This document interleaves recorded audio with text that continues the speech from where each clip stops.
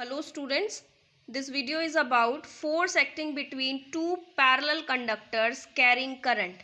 Means अगर हम दो parallelly conductors को place करते हैं तो वो कितना force experience करेंगे, that will be find out in this topic. So here C1D1 is a conductor in which I1 current is flow in upward direction, and C2D2 is another conductor in which I2 current is flow in upward direction. So by using right hand thumb rule, the direction of magnetic field is to be calculated. Right hand thumb rule के according current की direction upward है, तो हमें thumb को भी upward direction में रखना है. तो मैग्नेटिक फील्ड की जो डायरेक्शन होगी that is will be in that direction clockwise. Means here the direction of magnetic field is outward, ऐसे घूमेगा ना आउटवर्ड की साइड. और for C2D2 conductor the direction of magnetic field is again clockwise, but from there अगर हम यहाँ से calculate करें या यहाँ पे अगर देखें तो मैग्नेटिक फील्ड की डायरेक्शन इनवर्ड है, इधर से आउटवर्ड होगी, फिर इनवर्ड आउटवर्ड, इस तरीके से है clockwise. So for C1D1 here the direction of magnetic field is outward, जिसको हम मैग्नेटिक फील्ड को B2 से डिनोट कर रहे हैं, और यहाँ पे हम B1 से मैग्नेटिक फील्ड को डिनोट करते हैं जिसकी डायरेक्शन है इनवर्ड. तो मैग्नेटिक फील्ड हमें पता है उसकी डायरेक्शन, करंट की डायरेक्शन हमें पता है, तो by using Fleming's left hand rule we will calculate the direction of force. Force की डायरेक्शन हम फाइंड आउट कर सकते हैं. So the magnetic field at point P, इस पॉइंट पे जो मैग्नेटिक फील्ड होगी इस कंडक्टर की वजह से, that is B1 which is equals to mu not I upon में 2πr. ये रिलेशन अब डायरेक्ट लिखा जा रहा है क्योंकि मैग्नेटिक फील्ड हम किसी भी कंडक्टर के लिए कितनी आएगी कैसे फाइंड आउट करेंगे, ये हम पहले रिलेशंस में पढ़ चुके हैं. So the direction of magnetic field is perpendicular, will be perpendicular to inward to the plane, जो कि शो हो रहा है. और कैसे फाइंड आउट किया ये मैंने आपको बताया. नाउ फोर्स विल बी, हमने अभी जो पहले वीडियो में पढ़ा, force is equals to current line element multiply by B, and इसको कंप्लीटली लिखेंगे that is ILB sine theta.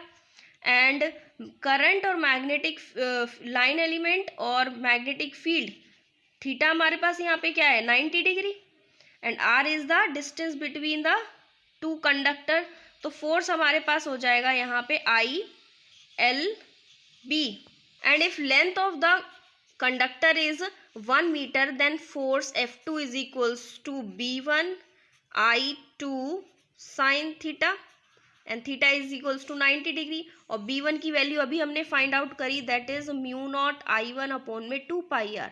So by putting the value of B1 in this equation, force F2 on C2D2 conductor is mu naught I1 I2 upon में 2πr, and according to Fleming's left hand rule F2 will be towards C1D1. Fleming's left hand rule का use करके हम force की direction निकालेंगे, and F2 जो force आएगा that will be towards C1 and D1. Similarly, the force acting on C1D1 conductor per unit length is F1 mu naught I1 I2 upon में 2πr, and which is towards C2D2. So from second and third relation, the two parallel conductors carrying current in same direction attract each other. अगर दो conductors को हम parallelly रख रहे हैं और दोनों के अंदर करंट की डायरेक्शन सेम है, अपवर्ड डायरेक्शन में है, तो उनके ऊपर जो फोर्स लगेगा that is in this way, means they attract each other. If the current carrying current is passing opposite then they repel each other. और अगर करंट ऐसे पास होता, एक में अपवर्ड एक में downward, this means the force जो लगता है उसके ऊपर which shows that they repel each other with the force per unit length, and the force will be F is equals to mu naught I1 I2 upon में 2πr. Magnitude wise यही रहता, लेकिन force क्या करता, repel इस direction में. This is the direction of force which is also calculated by using Fleming's left hand rule. So for numerical purpose there are some important points कि if length and L, small n and capital L, length of larger length, मतलब एक हमारे पास conductor है जिसकी length बड़ी है और एक कंडक्टर है जिसकी स्मॉल लेंथ है, तो फोर्स जो होगा लार्जर कंडक्टर के ऊपर that will be equals to force on small conductor multiply by length of the shorter conductor. So this is the formula for finding the force on larger conductor.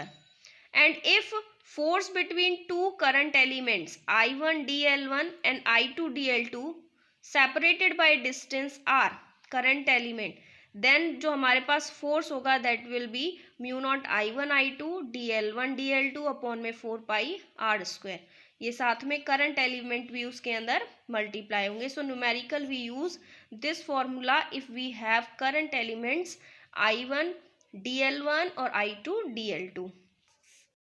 If we have two charges q1 and q2 which flows in upward direction with velocity v1 and v2, then the force is equals to mu naught q1 q2 upon 4 pi r square multiply by v1 v2. v1 v2 are the velocity of the charge particle. So this is all about force acting between two parallel conductors carrying current. Now let we compare the electric force and magnetic force. So according to Coulomb's law, we know that electrostatic acting between the two charges q1 q2, and according to electrostatic the force will be 1 by 4 pi epsilon naught q1 q2 upon r square. Electrostatic में हमने ये पढ़ा था Coulomb's law से. And also magnetic force to current elements पे जो apply होगा that will be mu not I1 I2 dl1 dl2 upon में 4 pi are square. And if q1 q2 हमारे पास चार्जेस हैं तो हमने अभी डिस्कस किया the force will be mu not q1 q2 upon 4 pi are square and v1 v2 are the velocity of the charge particles. Now by dividing the equation force in electrostatic and force in magnetism, that will be 1 by mu naught epsilon naught v1 v2, where v1 v2 are the drift velocity और drift velocity near about 10 raised to power minus 5 meter per second के equal होती है. and 1 by mu naught epsilon naught is equals to c square के equal होता है, where c is the velocity of light and उसकी value होती है 3 into 10 raised to power 8 meter per second.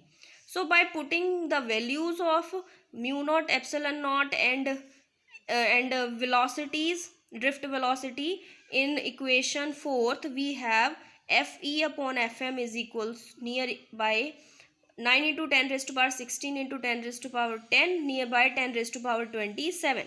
So हम यहाँ से कह सकते हैं कि force in electrostatic is nearly equals to 10 raised to power 27 times the force in magnetism. Thus electrostatic force are much stronger than magnetic force. This proves that electrostatic force are much stronger than magnetic force.